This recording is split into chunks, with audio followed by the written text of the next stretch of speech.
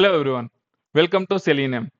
Today we will see on the topic page title and current URL. Selenium not only performs actions in the browser, it also reads information from the page. Two of the most important values Selenium can read are the page title and the current URL. The page title tells us which screen the user is on, such as dashboard, login, or contacts. The current URL tells us the exact web address of that page. In real automation frameworks, these values are used to validate navigation. For example, to confirm that a user is on correct screen after clicking on a button or logging in. By validating the title and URL, Selenium ensures that application is behaving correctly. Now, let me try to run the same by giving an example. First, we will navigate to the Cogmento app.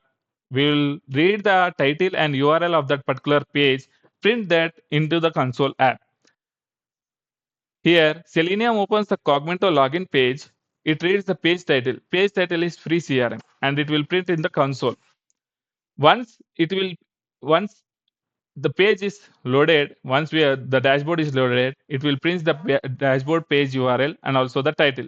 And then we'll see it has been validated correctly. Reading the page title and URL allows us Selenium to validate where the user is and whether we are able to validate the pages correctly or not. In the next video, we will see how Selenium locate elements on the page. Thank you.